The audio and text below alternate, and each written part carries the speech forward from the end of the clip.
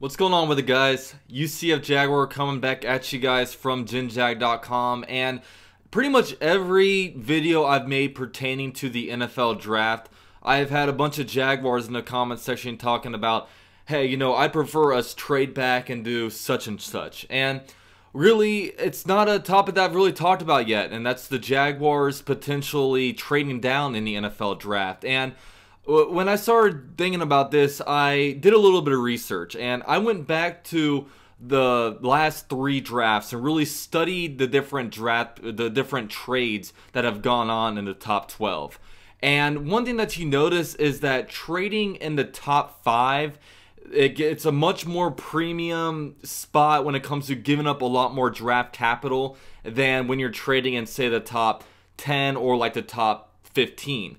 So, like, one good example is the Chicago Bears. In 2016, they went and traded from the number 11 pick to the number 9 pick, and they wound up only giving up a 4th round pick for that. 1 year later, in the 2017 NFL draft, the Bears traded up just one spot from number 3 to number 2, and they gave up 2 third round picks and a 4th round pick. So, moving up just one spot in the top 5 cost them 3 picks, as opposed to moving up 2 spots later on in the draft from 11 to 9 and giving up just 1 4th round pick. So, you see a big trend when it comes to that. In 2018, the Jets moved from the number 6 pick to the number 3 pick and gave up 3 second round picks. So, and you look at tons of different other things. The Cardinals moved from 15 to 10 in that same 2018 draft and gave up a 3rd and a 5th round pick. So, you notice that really picks in the top 5, you're going to have to give up a lot more for. So, you think about the Jaguars at number 7.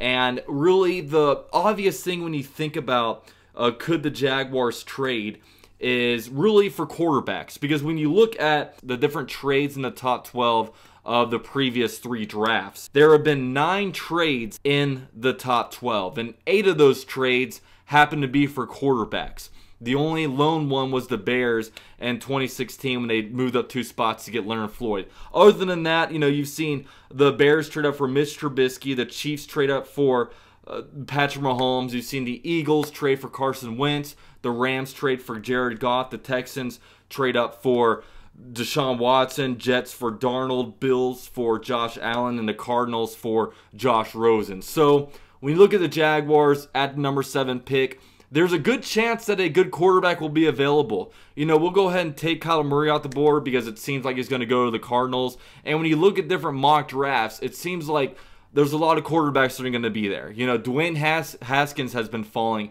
in recent mock drafts. You've seen Drew Lock getting picked pretty high, but not in the top 7. Even Daniel Jones is a quarterback that could be a sleeper pick there. And you see some teams really after us that could be out to get quarterbacks, just because, you don't think that there's going to be many picked in the top, 7 picks, just because a lot of teams seem to be set at quarterback. Now, it seems like the Cardinals will most likely be getting Kyler Murray if all reports out there are true. The 49ers have a quarterback. The Jets have a quarterback. The Raiders, they might ride it out with Derek Carr for a little bit. The Buccaneers seem to be committed to Jameis Winston. The Giants, you never know with them. They talk about how they're committed to Eli Manning, but they could very well be getting quarterbacks. And that leaves the Jaguars at 7. The Jaguars just signed Nick Foles to a 4-year, $80+ million deal. You would think they'd give him at least a year to really try it out to see how he does. I wouldn't expect them to give up a number 7 pick for a quarterback. If a guy falls that they like in the 2nd, 3rd, 4th picks, it wouldn't be off the table. But I don't expect the Jaguars to get a quarterback at number 7. So it leaves some teams behind this, like the Denver Broncos at number 10. They just traded for Joe Flacco. They seem to be playing musical chairs with quarterbacks every single season, as John Elway, just as good of a quarterback as he is, he can't seem to find a quarterback for the life of him. The only guy he's hit on is Peyton Manning, and any of us could have hit on that pick.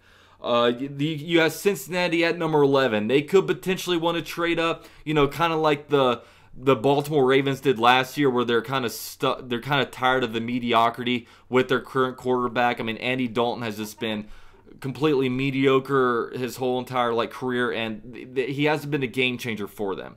AJ McCarron has come closer to winning a playoff game for the Bengals than Andy Dalton. So they could look, with a fresh new head coach, a former quarterbacks coach, they could look to get a guy in there, as they're seeing every team in the AFC North get better as they're kind of staying the same. So a quarterback could put them over the top and really set them up for the future. You also see the Dolphins at number 13. Now, all accounts are basically saying that the Dolphins really like the 2020 draft and they want to tank this year.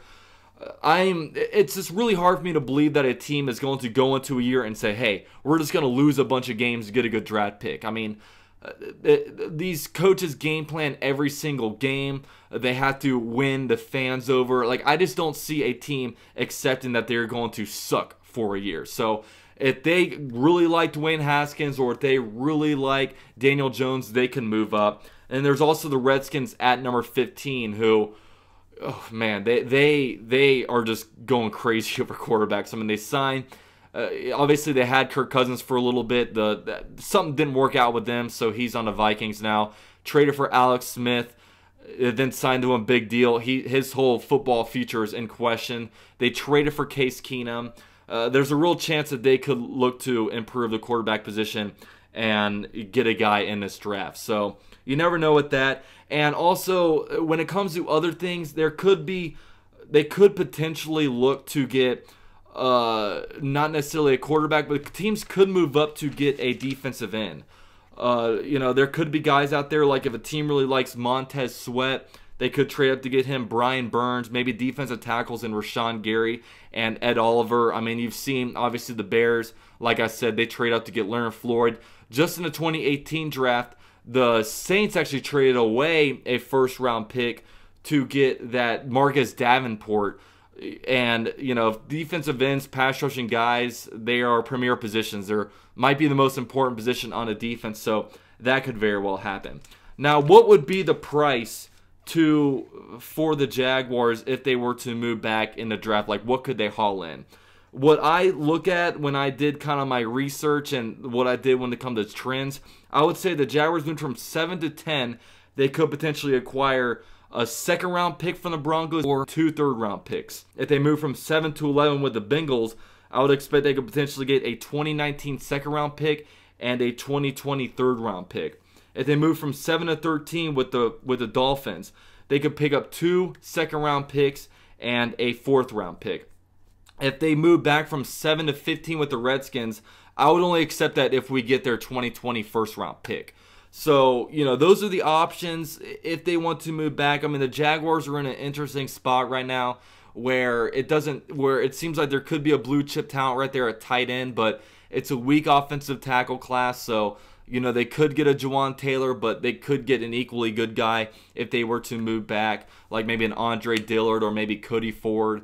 I would expect that Jonah Williams would be off the board there. Maybe DK Metcalf, if they move back, would be there. And heck, maybe even TJ Hawkinson could still be there. But those are kind of the options for the Jaguars. I honestly don't expect the Jaguars to move back just because the situation has to be perfect and a team has to be really, really desperate to move up to get their guy. But really, the only possibility I see it is if one of these guys falls in love with the quarterback and they want to move up to get him.